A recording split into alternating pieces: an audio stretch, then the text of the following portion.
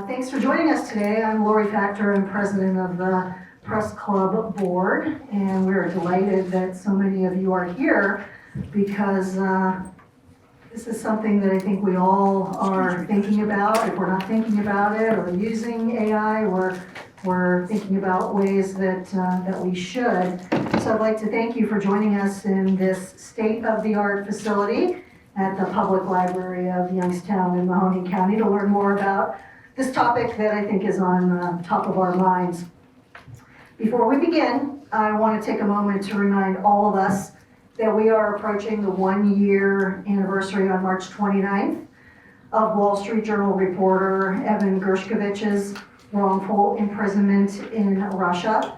And it brings home the true meaning of a free press when one of our own, because we had our event just last month, so we're going to consider Evan one of our own, has been imprisoned just for doing his job.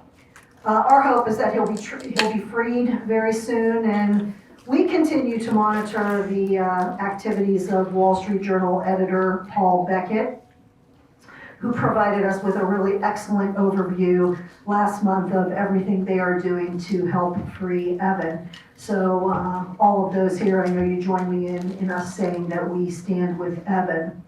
So now I'd like to thank the Public Library for sponsoring today's event.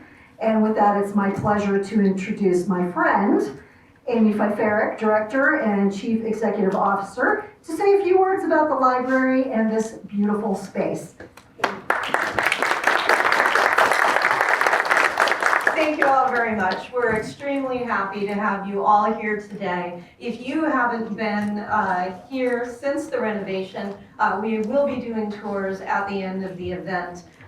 This is one of those things that's possible because of all of you and everyone in the community. The library is 99% taxpayer funded, and again, it'll be a levy year for us this year. And so when you invest in a community with deep roots like Youngstown and Mahoning County, it's proof of exactly what you can accomplish. We're happy to carry on the 146-year tradition of the public library with this latest renovation and all the work we're continuing to do. And that's part of the reason why I'm very proud to be a sponsor of this event today.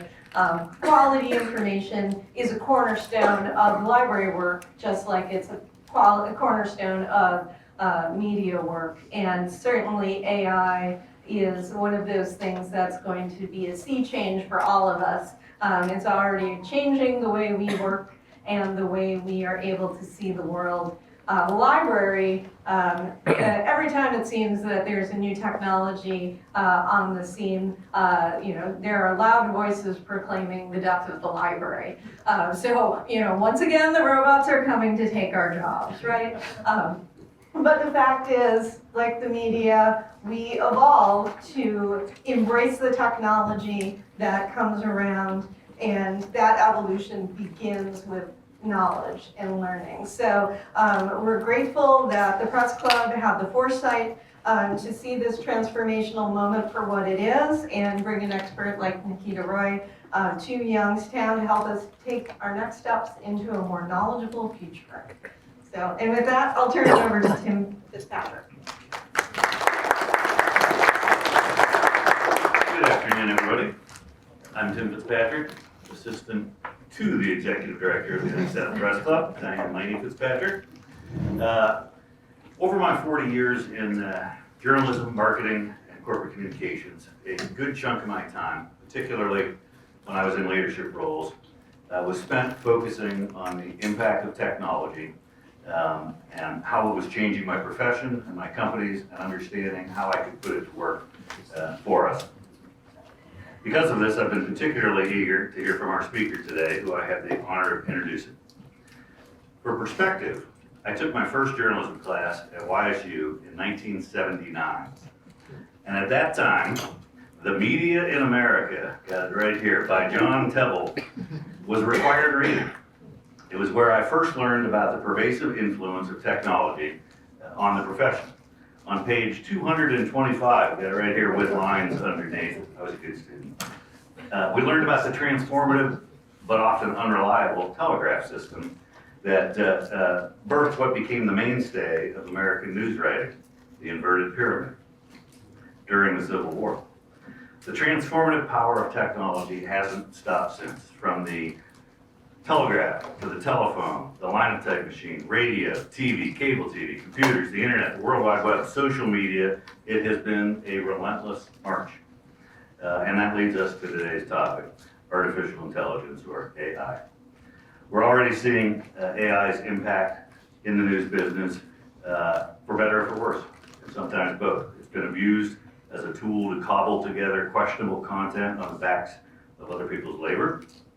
Conversely, it's helped to uncover stories by helping reporters sift through previously insurmountable mountains of data. To help us better understand this changing landscape, our speaker today is Nikita Roy. Harvard-educated, Nikita is a data scientist, journalist, and widely recognized AI futurist. She is currently a Knight Fellow at the International Center for Journalists, focusing on AI literacy in the news industry. She also leads the AI Journalism Lab at the Craig Newmark Graduate School of Journalism at the City University of New York. Nikita is the host of the globally acclaimed Newsroom Robots podcast, which is ranked among the top technology podcasts in more than 30 countries on Apple Podcasts. I could go on much longer about Nikita's very impressive background, but suffice it to say, she knows what the heck she's talking about, and I think she will help broaden our thinking about AI. We're very fortunate to have Nikita with us today. Please join me in welcoming her.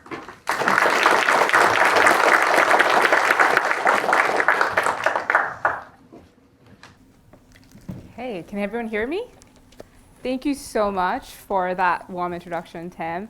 It's so great to be here at Youngstown, and really looking forward to talk to you all about AI. It's this big topic that's really taken everyone by surprise in the past few years. But what I really want us to think about more broadly today is how AI has been a part of the news industry, and then a couple of goals is to just how can maybe you start incorporating AI in your work, or look at how this technology is going to be transforming the way our lives currently are.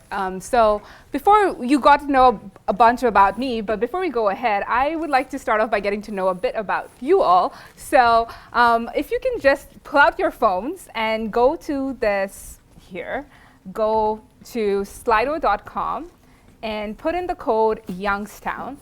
I just have a quick survey questionnaire. I want to see how familiar are you with tools, anything like ChatGPT, Google Gemini, Microsoft Copilot, Claude. Any of these tools sound familiar to you? You just have to type in the code Youngstown and see this.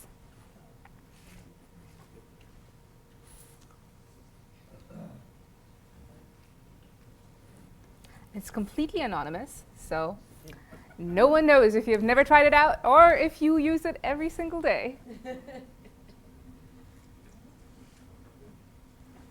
Okay. Well, let's see. Let's hit 15. Okay, let's see where we are all at so far. Wow! I am so impressed. Okay. This is the first time that I am at a session where the second highest is currently, the highest right now is that a lot of people pay for ChatGPT Plus or Claude Pro. So you guys are already a step ahead than a lot of people that I usually talk to. I often go into places where 40% of the people have never ever used them. So we're already ahead of the pack there. Youngstown's really impressing me. Next thing, how familiar are you with any AI-powered image generation tools? So anywhere where you go and get completely AI-generated image by just writing a few words.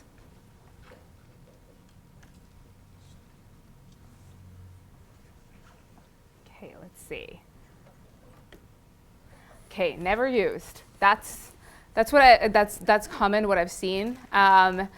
Image generation tools, occasional user. Okay, we are a bit tied there again. Interesting to have this like snapshot. Youngstown is a very AI savvy community from what I'm understanding. So I'm very excited to be talking to all of you today and talking more about this.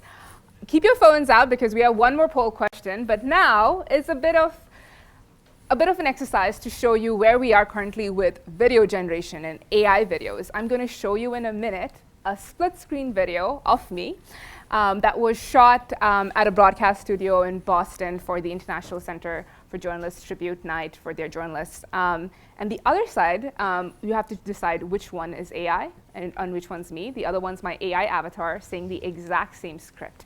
And so it's a 10-second clip. Look at the clip and figure out which one is AI, which one is me, and then we'll have a poll up to see which one do you think is right. Okay. Information is more sophisticated and harmful than ever before. I am one of the thousands of journalists working to fight it with ICFJ's help. Okay. What do you all think? Was it the video on the left side of the screen or the video on the right side of the screen, which was the original one? Yeah, not the AI, the original one. That was shot at a broadcast studio. Okay, let's see. 56% said the one on the left side of the screen, which is actually correct. You guys did it right. Majority of the room got it right, but still, this is right about what I usually see. 50% of the audience are not able to see which one is AI, which one is the real person, but this is just showing you the quality with which we was able to replicate a broadcast studio shot quality video in where it is right now. And all of this is what I'm here to talk about today, and why everyone's so excited about AI suddenly is because of this concept of generative AI. It's a subset, first of all, of artificial intelligence that learns from anything that you train it on. So over here, I trained it on a video clip of mine. I just had to give it like a 10-minute video clip of mine, and it was able to produce that entire video by learning the way my face is moving, the way the pixels on my faces are constructed, and then replicating that. And that's what generative AI is. It generates new things, new patterns, new videos based on learning from past input data that you give it. Here was the input data of the video.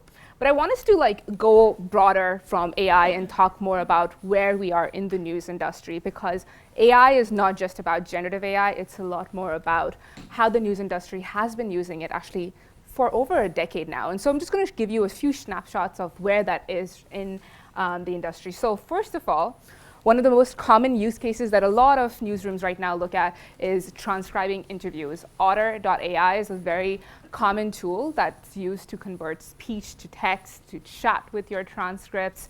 What you have over here is my entire podcast episode, my first episode that I did.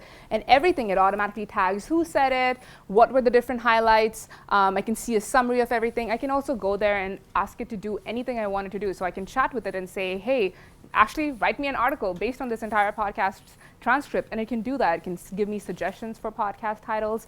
I use it a lot to help get brainstorm what are the different podcast titles, what are the key takeaways I can share with people, how can I sort of write an introduction for this podcast episode. So these are all tools based on, again, the data that is there over here. It's able to then, you can go and have a conversation with it, back and forth.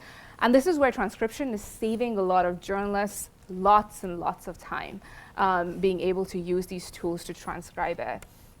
Another one is about converting news articles to audio. So we have seen this where tools, this is the Wall Street Journal, they have these tools embedded within their websites that automatically convert their articles into audio. So imagine you are cooking and you're cleaning, you're driving, but you have all of these articles. Now news companies are able to convert that into audio so that people can be on the go and not necessarily have to be sitting down to read an article. And it's able to help them reach a wider audience. This is, again, stuff that the news industry has been using for a while. The difference now is these audio voices have become more human sounding, more lifelike. And that's the difference from those more robotic, monotone voices that now we have access to better sounding qualities for these articles.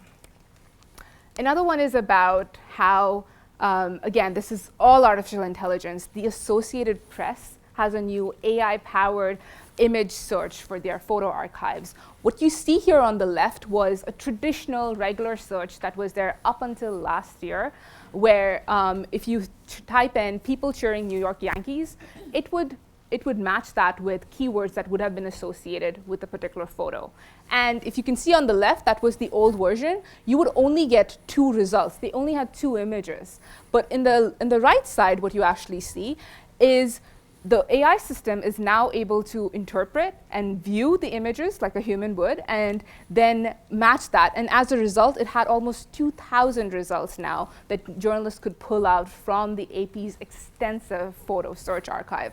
And this is what's so different about how AI has been transforming the industry. This is getting more people access to more images that are more worth for that story and right for that story, which is completely different from what was possible before. That was only if a human had tagged it as New York cheering Yankees or having those words, would it be displayed. Now, a machine's able to view that image and then understand what you're looking for and then show the 2 of them together.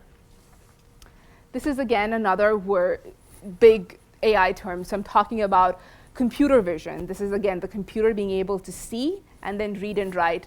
And here, New York Times has converted their entire print archive to a digital archive using AI, where they built out this tool that's able to look at what the subhead is, where the images are, where the paragraphs are. And as you can see, it's converted every single thing exactly into text.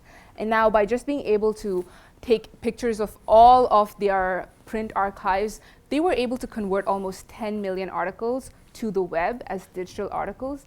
And essentially what they were doing was preserving history, preserving all of that journalism that has been done, that the New York Times has been able to do for such a long time. AI helped them convert those print articles into text with a lower, more efficient way to do that.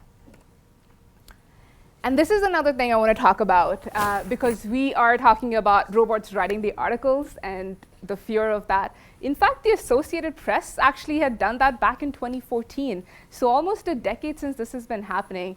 What you see is the Associated Press has been using AI to write stories like their corporate financial earnings reports since 2014. As you can see over here, what it has is, this is like structured data. Every time any of these financial earnings reports are announced every quarter, it's always the same format, it's always in the same structure. So what people can do is, the AP did was they used their journalists to help draft what these templates of these articles could look like. And every single time, it's like different templates, but the same amount of data that they were having to put it in.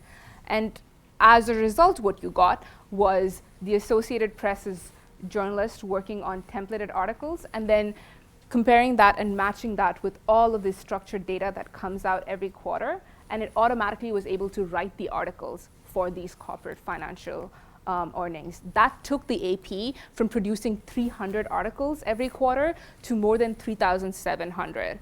And that exponential quality and quantity of articles that was coming out meant that the AP was covering more companies, and that also freed up a lot of their journalists who were doing more of these repetitive tasks. And instead, they were able to go and focus on more stories that were more deeper, like analysis focused or going in depth onto particular trends or topics that were coming. So this is very different, though, from what we see with generative AI, because this always required a structured. But the same thing has been done for housing data. The same thing has been done for like COVID data as well. Anything where there was a structure, a lot of the sports articles you might be reading, if they are just like regional sports level, local sports level, a lot of local news publishers are using AI to automatically write these stories so that they're still providing coverage of such newsworthy topics, but then AI is helping them do a bulk of it. And then this is one thing that I talk about source detection in articles. AI, again, over here, a lot of newsrooms have been using these tools for multiple years now. The American Press Institute is able to look at all of the different articles that a newsroom is producing and then analyze how their sources are, where they are, and the news is talking a lot about having a diversity of sources. And so where does the news actually rank in that? These are tools that help newsrooms understand by just being able to read a news article and then figure out how they can be better in representing more voices that might be more representative of the community that they are currently catering to. And finally, this is one way in which the Globe and Mail, which is Canada's leading newspaper, built out a tool that's now being used by multiple national publishers and international publishers. It's called Sophie, and it predicts what articles users might pay for. So as we might see, if you go, a lot of the newsrooms now, the news websites, are having paywalls, and they are trying to build a subscriber base. News at the end of the day is a business and needs to have a business model to pay the journalists. And how does that happen? With Sophie now, a lot of the news companies are able to predict when they should be putting a paywall behind an article based on how their reading habits and their reading patterns has been. So if you are someone who's very into a sports article and you see something related to sports, they know that you'll be more likely to spend money and want to pay and subscribe at that moment versus a pop culture article that you might not be into. And so being able to time when to show that is one way in which currently news companies are helping more of their business operations sides and their ad side to be more effective. And this is what we're seeing in terms of what the Wall Street Journal, the New York Times, and this is where I would say news will be heading into more, is recommendations. Something more personalized for you, a personalized news experience for you. What you're seeing here are these email newsletters called For You, in which the AI has actually understood your past reading habits. If you're a New York Times subscriber and you go there, it knows what your past reading habits look like. If you are into sports articles, it will show you more of the sports articles that you may have missed, for example. In addition to some of the editorial judgment that they might be putting in as certain articles that you might have to know, the editors will also be combining that. But it's helping journalists resurface stories that you might have missed, and it's creating a more from a one-to-many relationship. News is creating a one-to-one relationship with you through these kind of like recommended newsletters, even homepages. All of that is where we are seeing a lot of these recommendations come.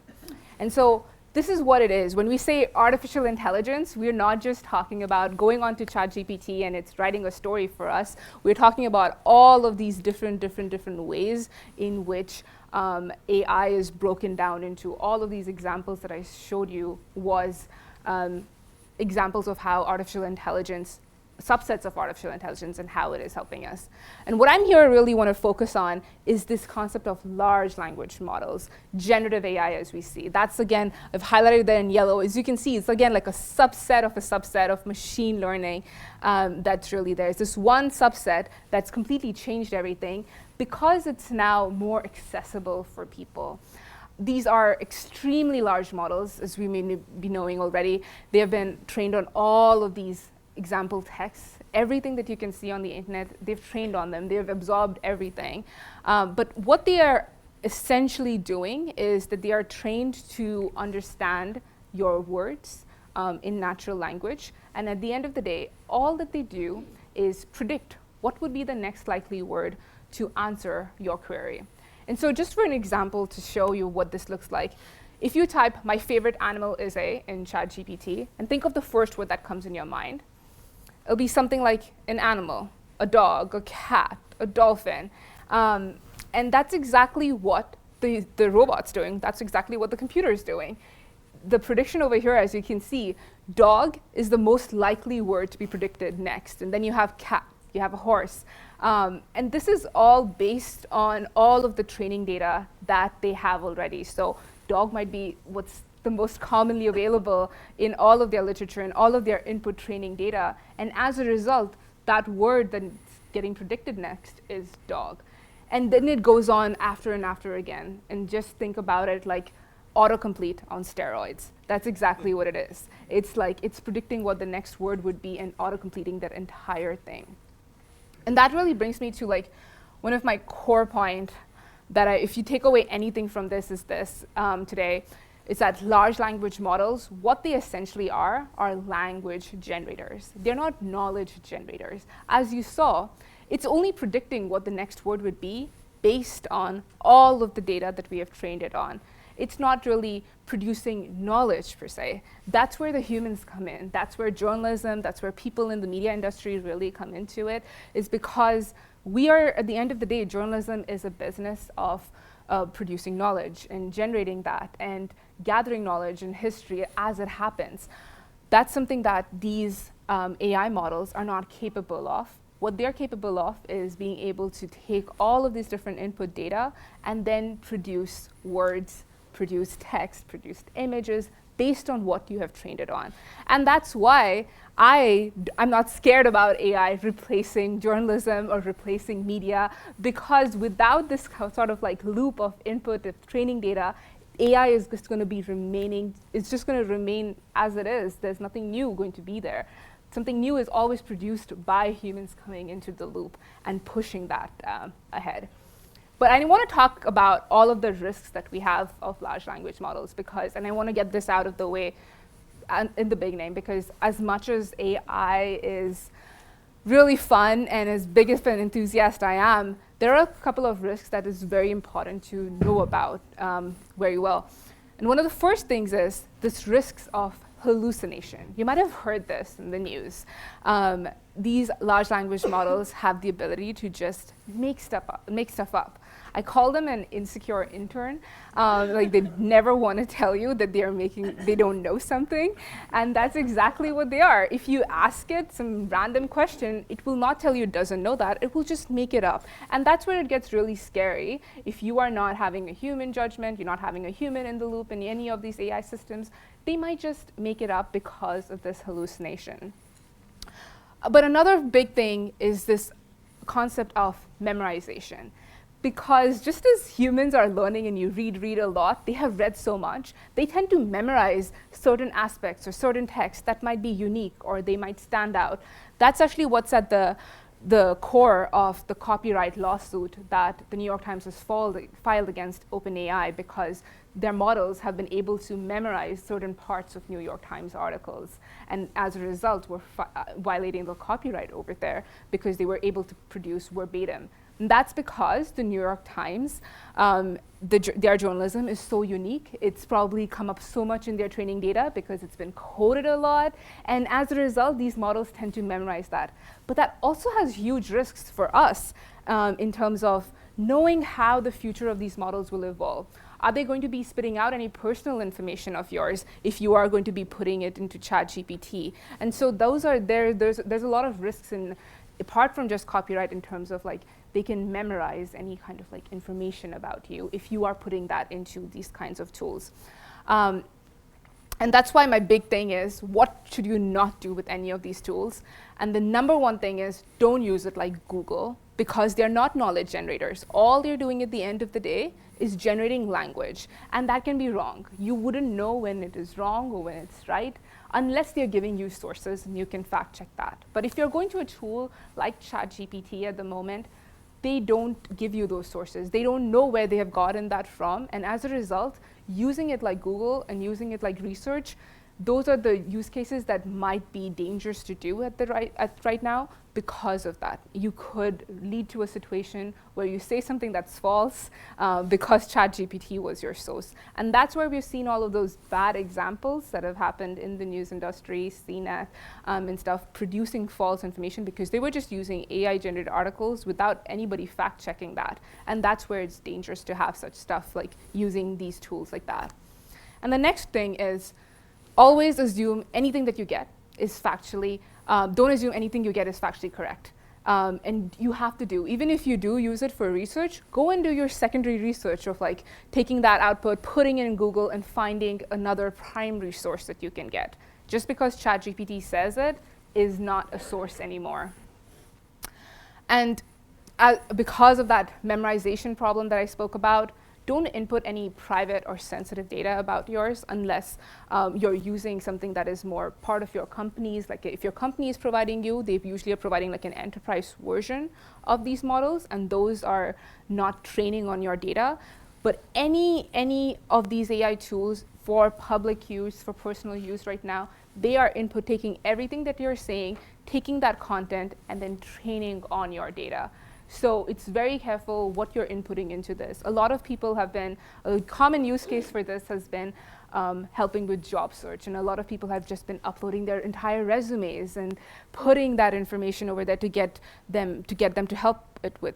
It's a great use case to get help with your resume, but if you're going to copy paste everything that has your name, your address, your email address, those are all private sensitive data that we need to be careful about putting into these models, because we do not know in 1 year, 5 years, how these models are going to respond to it. It's a very evolving technology, and it's still unclear the mechanisms in which this model, this AI model works. And then finally, if you're ever going to be publishing anything, don't do that without checking for any sort of like plagiarism, because again, because of that memorization, it has the ability to just probably spit out something that's a copyrighted piece of work. And because AI is a tool, that liability is on you as a user, not on the tool. ChatGPT does not take responsibility for it. And so we have to just be careful about how we are using these tools. But then let's get into the fun part.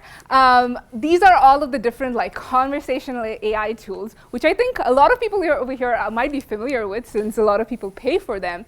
But just to recap, ChatGPT from OpenAI, that's the one that came out in November 2022, and everybody went and tried it out and got spooked probably a bit with how good it was. But then it's coming, and it's evolved quite a bit, and we have a lot more competitors that have come. Microsoft has its own version of Copilot. It's powered by OpenAI. And then Google came out with another model called Gemini. Both Microsoft Copilot and Gemini are actually tools I use a lot, because they're actually connected to the internet. So I can go and like ask questions there, and they give me a source from where they are getting that information from. And those are all available for you to like play around with free, and they're better models than the ChatGPT's free model. And then finally, there's this tool called Claude from Anthropic. And it's actually currently my favorite tool for writing anything, because it's more creative. It's more creative than ChatGPT is. So try out Claude. It has a different tone of voice, a different way in which it speaks. And I find it to be, their founders actually split from OpenAI because they wanted to be, they had a different view in how they wanted to develop these models, and they call it constitutional AI, or something that's more participatory and involving a lot of like ethics in it. So they have a different way in which they're approaching building AI models as well. And why has generative AI suddenly become this big thing is because suddenly they were able to perform on par with humans. What I have over here is exam results of how ChatGPT has been able to perform. As you can see, stuff like in math and stuff, it's not able to do well, but they were able to do really well with, does this work? Yeah, they were able to do very well with like stuff like over here in the bar exams and the AP English language, and over here especially with like psych and stuff. What you're seeing over here is they're passing the 80th percentile with GPT-4, and that is they're doing better than 80% of the humans that took that exact same test. And so a lot of the tests that are more, I would say, stuff that you would be memorizing versus stuff like math where you had to analyze, it was able to perform much better than humans were. And that's why it's so surprising. But apart from that, businesses are into it because it's been proven to raise real work performance. This is a study that was done last year between the Boston Consulting Group and the Harvard Business School and MIT Sloan School of Management. What they did was they gave about 700 employees from the Boston Globe. They split them into two groups. One group had access to ChatGPT-4. They were trained on how to use it, and the other group wasn't. And then, at the end of it, they compared the two groups and saw how they were doing. What they saw was the group that used ChatGPT had 12% more work that they were able to produce. They were 25% faster doing it, and they produced, on average, 40% higher quality work than the group that did not use GPT-4. And so for businesses, that's a real winner, because now they're able to get more work done, better quality work done. But apart from that, it really helped the low performers. As you can see over here, without GPT-4, there was almost a 12% difference in how a low performer was doing a task compared to a high performer. And over here, with GPT-4, it was just a 1% difference. And again, you're able to bring the low performers on your team and bring them on average to as good as how the high performers are doing. And that's really where you're able to see the big win of these kinds of tools, helping people being better at their jobs, being more creative, being more productive.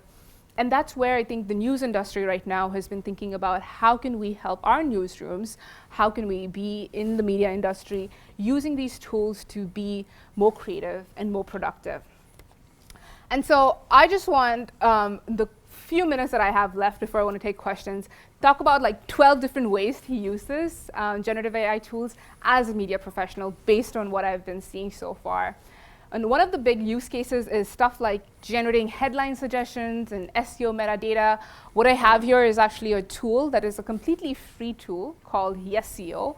It's used in over 400 plus local newsrooms. It's in Slack. You just have to go and do that. And what it does is you put your article there and you can ask for headline suggestions. It will generate descriptions for you for your SEO metadata. There's a lot of work that goes on behind the scenes in order to get an article out. And you have to have multiple different ways of how your headline would look. There's this thing called A/B testing that a lot of newsrooms sometimes are not having the time to do, which is seeing which headline performs better and then being able to learn from such data. Here, headline editors are able to get suggestions and be able to brainstorm with it on which type of headlines they might have. And also, stuff like SEO, being able to be found in search engines has to be written in a particular way. It's repurposing and taking away that work and helping journalists in such tasks. Another thing is summarizing information from PDFs. So I had it's a 70-page document that I had and about the education system in Massachusetts. And I just went to ChatGPT and I asked it, what are some of the key findings in this report? And was instantly able to analyze, based on that report, summarize everything for me. It was able to tell me all the different, about post-secondary education, what's happening, and then I just can go back and forth with it and now ask what are some of the key trends in student achievement and attainment. So this is all just based on whatever I'm reading. It can go and produce. And now, as you can see, exactly, it has all of this information. All I have to do is still fact check everything. So I would just go to that PDF and do a command find and see if that information is correctly interpreted from how the AI model has done it, and then I can use that information if I want. And there's so much of material that journalists have to read and do to be able to produce a story, and that's where stuff like this is helping out. Being able to summarize different PDFs to see, is that the particular PDF that you should be reading, and getting into more? What are the different aspects it covers? And this is one of the things that's really saves a lot of time. But apart from that, another place is also getting help creating charts and visualizing data. If you're not an Excel whiz, not a problem anymore. All you have to do is go on to tools like ChatGPT, and it can create an entire bar chart for you. As you can see, this is a tool, a plugin within ChatGPT called Diagram. It's spelled weirdly, but all you have to do, copy paste whatever numbers you have, doesn't even have to be properly formatted or anything, and it gives you a chart. All you have to do is you can embed this chart now into a website, into a presentation. You can edit the colors and everything that you want, and it's interactive. And instantly, it's bringing you more different ways in which you can present a news instead of just an Excel or anything you have to do internally as well. This is another thing, getting help with ad sale pitches. At the end of the day, it's again, a business news, and how do we optimize different aspects in news, which is on the operations sides of news. here I went to Microsoft Copilot and I told it was to act as a salesperson who was in Cambridge, Massachusetts, and I gave a description about what my company's news website is, who I'm targeting, and I told it that I wanted local news businesses, local companies that I could approach for ad sales and to write a pitch for me. And it went and found the 5 different companies in my exact area, what the industry sector was, and it gave me a customized email pitch that I could now just template it in my email and send it off. I could also over there go and save it as an Excel file instantly, and it was all done. And then the next way, took it a step further, and I got help scraping information from websites. You have to find their emails, you have to find their phone numbers. So I went and asked Microsoft Copilot, okay, can you just give me what their addresses are, if they have any email addresses on their website?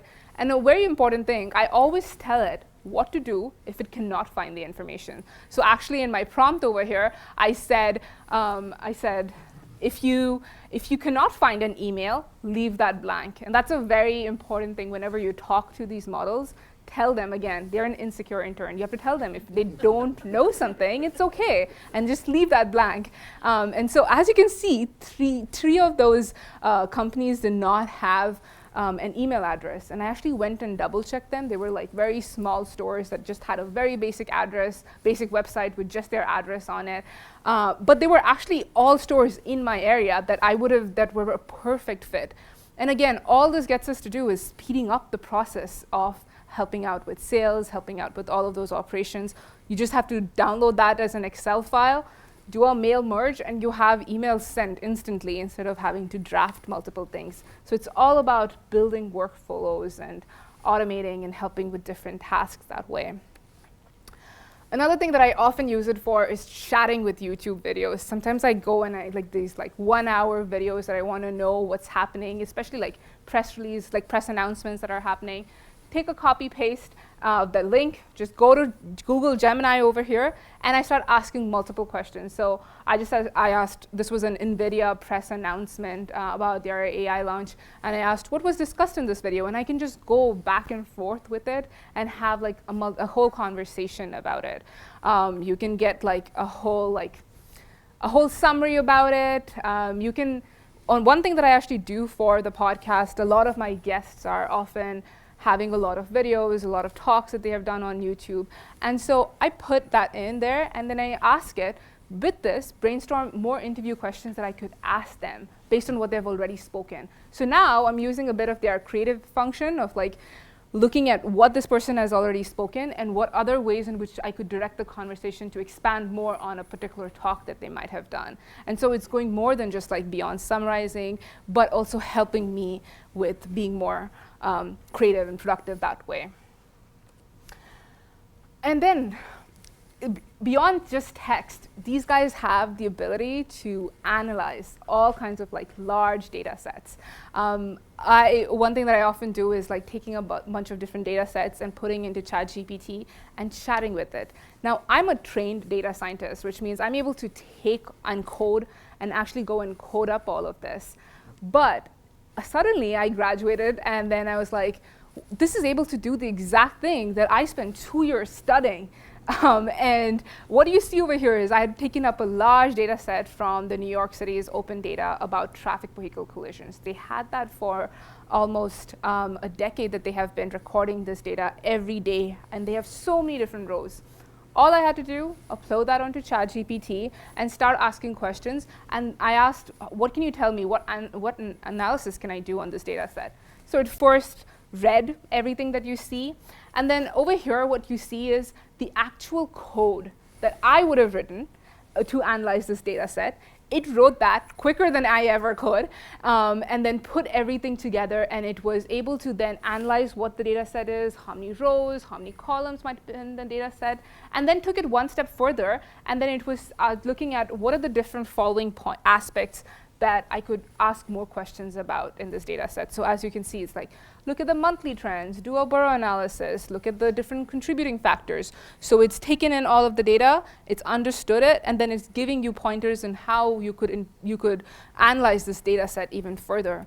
And so you can just keep on asking data questions, like in absolute plain language. As you can see here, I'm like, which boroughs have the highest and lowest number of collisions? And it gives you all of this.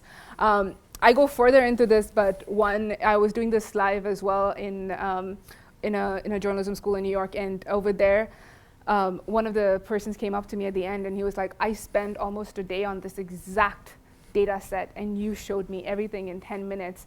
Because at the end of this, in the demo that I was showing them, we were able to find the place in New York City, because it has all of the geolocations as well. We were able to find the exact spot that has the highest number of accidents that were happening, but all of those accidents were mainly happening between 10 p.m. to 2 a.m. at night, which was contradictory to the entire trend across New York, which is usually during peak hours. And instantly, that's where you had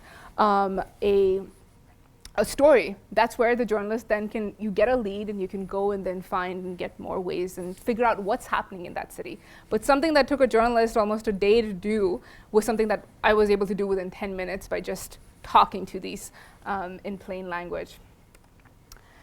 But apart from that, they have the ability to, again, now look at an image, interpret it, and write it. What I have over there, it's the ability of I had my podcast image art for my podcast. I just gave it to ChatGPT and I told it, write a brief alt text for this image to post on Twitter. So we always have these things like alt text to put on like Twitter, any social media platforms, on LinkedIn, Facebook, and every single time that's mainly to make it accessible. We talk about accessibility a lot, but also the people who are visually impaired are our audience, and how usually these alt texts are like one word, one line, and usually they don't exist because it takes time to write it. But now, with the power of stuff like ChatGPT, we were able to then take this image and it writes such a beautiful alt text for the person about, it was able to exactly see what the image includes, describing it, a monochrome photo of David in a business suit framed by a purple geometric border, all of these different ways in which it's actually describing it for people who might not be able to see these pictures, and giving them a complete visual overview of that. So this is just to show that these tools are more than just text, more than just summarizing information. They now are able to look at images and do that. What I showed you with the New York Times earlier, where they were able to now convert all of their print articles into text, you can actually do that just by yourself. Just take an image of anything and go to ChatGPT and ask it to extract the text for you. It can do that. And this is the New York Times did this back in 2021, so back before this was a thing. But this is the power of the technology that New York Times spent a lot of time and money on, that's now in your hands, just in your phone, if you have the ChatGPT app. And then finally, I want to show you a couple of things with what's happening in the photo realm. Over here, you're seeing is generative AI. You just have to go with Adobe and type what you want. And you go into Photoshop, and it's instantly creating like a yellow road line. You add this thing called generative fill, and it's able to maximize the picture. You can completely, with just a button, you can change the background to Wet Alley at Night. You want to add in something over there, just describe and say a red arrow sign, and you can completely edit an image. Again, here you want to expand this and add a frozen lake with reflections. And this is where it is. This is Photoshop. You don't have to know the technicalities of doing it. You just have to go and type exactly what you want and generate.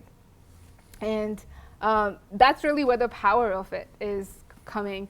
Apart from just going and prompting it to create an image, and then you get this like very sci-fi looking images that currently they come out with. Photoshop has embedded generative AI within their tools, and it allows you to play around with it. Even if you don't know how to use Photoshop, it's just all about typing it, and it's all your imagination after that. But apart from that, I also want to show you what's possible with video quickly, which is my last thing. Because this is the one that really surprises me. It's more than just images. Here's how Adobe Firefly works in video. The same thing we were seeing, you can change the background, you can change it to a cooler morning, and then all you had to do was change how you want to do, brighten the face. Instantly, you can also put in a video, generate all the kinds of captions that you want, with it, create this kind of different way. And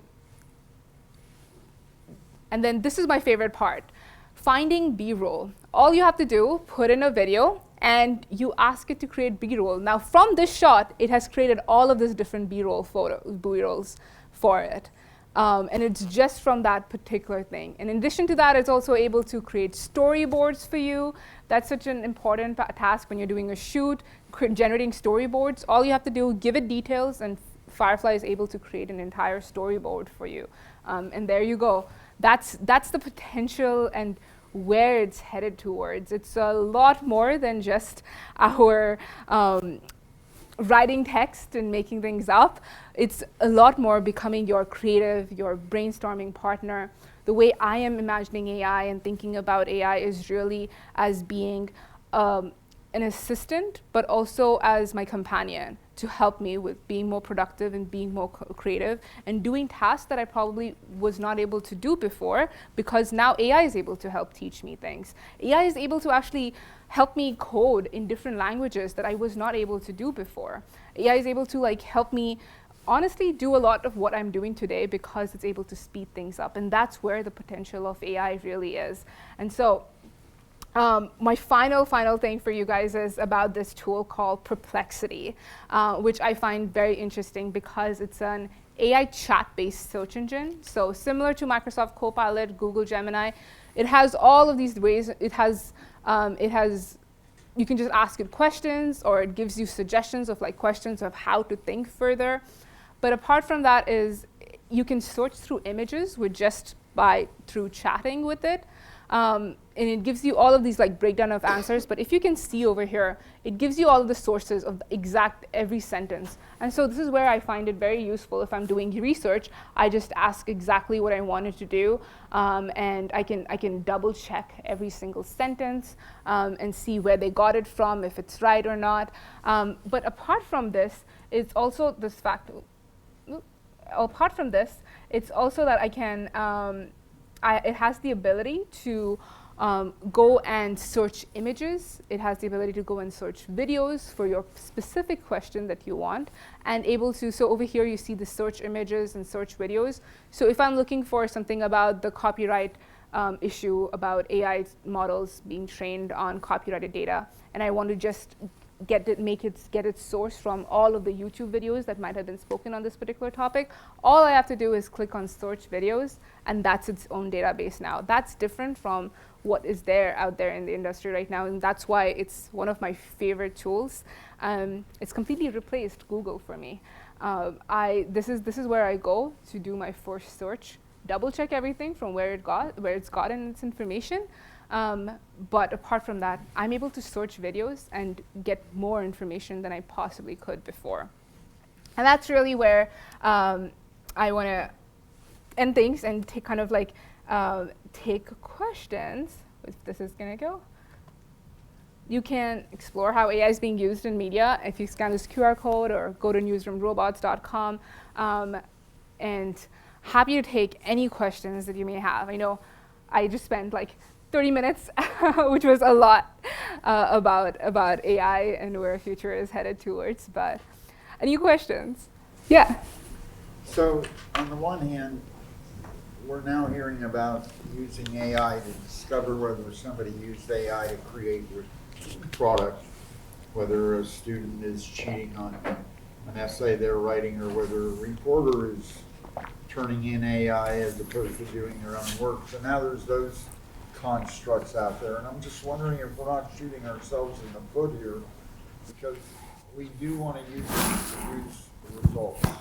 Yeah. We do want to be able to have content that maybe is 99% AI and 1% human judgment.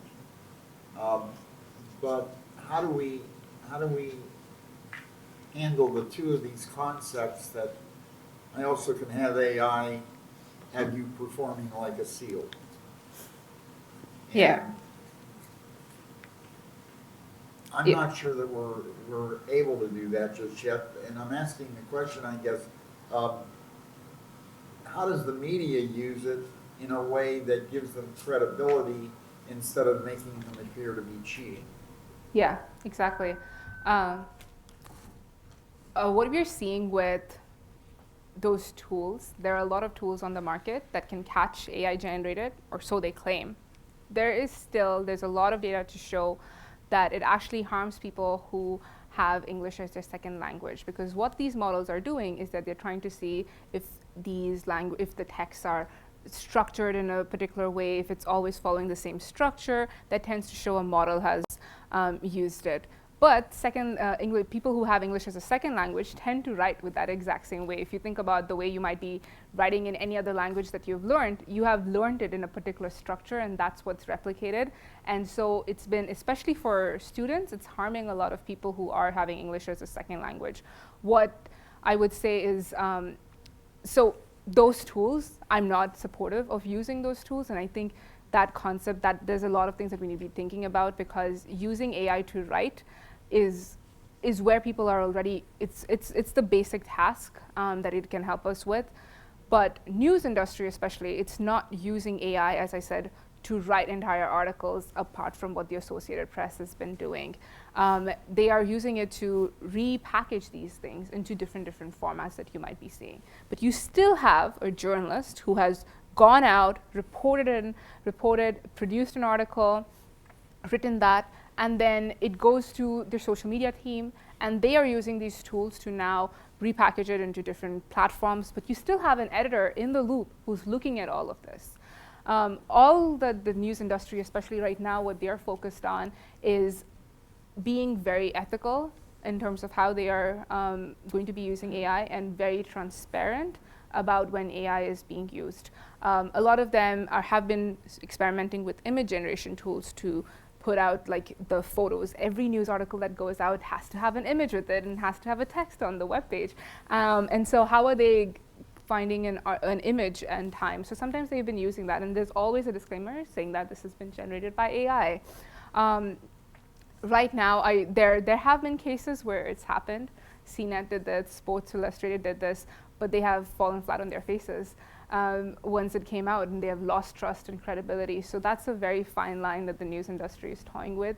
But using them as brainstorming partners, using them as creative assistants, if you are part of that loop and you're doing it, isn't that your work as well at the end of the day? Even prompting is an art. And being able to prompt it in a particular way requires the technical understanding to produce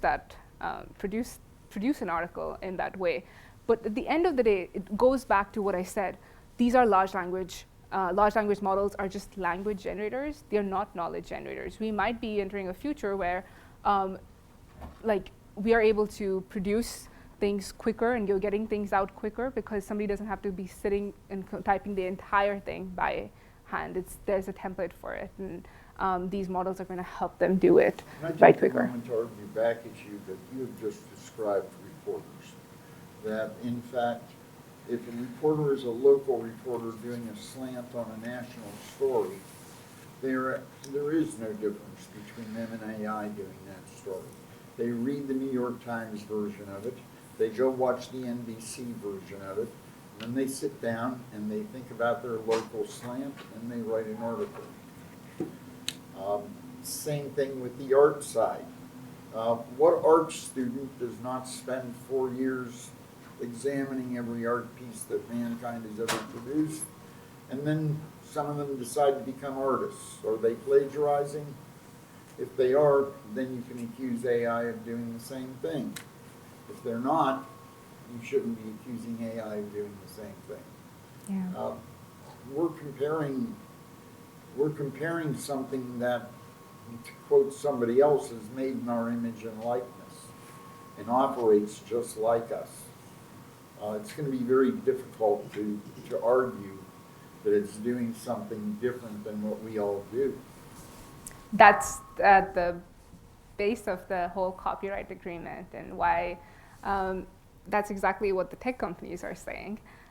Because a lot of the news companies, copyrighted content has been trained on, these AI models have been trained on these copyrighted content, but they're also, it's the exact same question. If a human can read and write, and that's how we learn to do our work, that's the exact same thing that these AI models at the end of the day are doing. they are learning from all of these texts to be able to write and produce that content. And that's their core function at the end of the day. And so how is the difference between the two? Exactly. So news is all about facts. And that's where the news industry is actually, I would say, having a tough time in the copyright debate, different from, I would say, the entertainment industry, is because news is facts at the end of the day. Even if New York Times goes out and breaks the story, all the next journalist does is like says, as reported by the New York Times, which is what AI has the ability to do. And we're seeing a future where tech companies are entering and becoming more of news companies, I would say. And there's a lot of conversation that needs to happen about regulations, because so far they're protected under the regulations of being just a tech company. But now if you go to Perplexity, as I showed you, or if you can go to Microsoft Copilot, Google Gemini, and ask them the news, they're able to produce that by just taking that facts, and that's going to be entering around. So there's a lot of conversations we need to be having as a news industry as well, what the implications of that are. Any other questions? Yes? You mentioned that AI knows that 36% of the people are going to say dog when you ask for a favorite animal. But if that's the kind of information that it functions on, how do you avoid statistical prejudice? I mean, how do you avoid AI saying, oh, I'll tell them what they want to hear? Exactly. That's the huge problem. And as a result, we also have a lot of bias embedded within these models, because at the end of the day, it's a reflection of who we are. It's a mirror of the world that we live in. If we have bias embedded in the world, that's embedded in the training data that they have been trained on, and that's what their outputs are going to show. And that's where a lot of pressure right now is being put on tech companies to form responsible AI, to be more ethical and think about the biases proactively and how they can mitigate these things. So there's a lot of work going in terms of like looking at what the data quality is and making sure it's not so biased. But that's where, if you're building now AI systems, you have to have a human in the loop. And you have to have human judgment to help with those AI systems. One example is like the recommendation algorithms that the New York Times, the Washington Post is having. It will just be giving you exactly what you want. If you're just sports, it's always going to constantly just give you sports articles, and just having an AI model do that is not effective probably for you, just creating that completely siloed view of just one side of the news. And so that's where human judgment comes into the play. The way these models are developed, especially they are having then like human editors looking at what kind of stories maybe would be important to have, would be important for you to know about. And they also have sections about introducing you to maybe slightly different sections that could be there in that model, that you could be looking at in your email newsletter. So it's a combination of human judgment with AI in order to produce AI systems. Yep. So it's pulling text. Yes. So what are some of the major sources where it's going to? So is it like, so for instance, is it going to like public government documents, like those kind of sources? So it's only really public available documents, right? I mean, It's, yeah. So the honest answer is we don't really know where it's getting the information from. I don't really know, because all of these tech companies are not being transparent with what their sources are. What we know is it's a huge model that's being run, which means it's definitely everything that's there on the internet.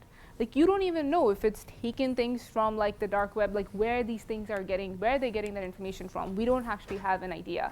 But it's definitely all the things on social media, everything you see on Reddit, all you're seeing on the internet, it has scraped that information, and it's in these models. And that's why it's dangerous to use this for knowledge, because we don't know. Early on, I'm a grant writer, so I said, okay, how's this going to help me? So then I put in some cues of just general grant questions about the particular place I work with, pull stuff up, and I'm like, I'm pretty sure I wrote that. You know what I mean? Like, so did it pull from a government grant site that's public knowledge? So it's like, Possibly. It didn't give me anything I didn't know. Yeah, so I was like, how much better is it going to get? Yeah, exactly. So yeah, it had access to that possibly, and when this might have been something very unique and not a lot of people have written on it, and that's why it was able to produce exactly what you may have written already and memorize that. But yeah. Any other questions? I think we're almost at time. Well, thank you. Thank you.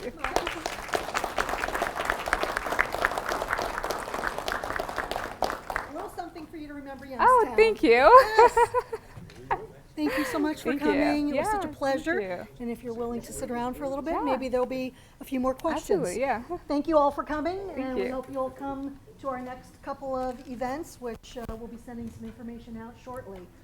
Have a great day, everybody.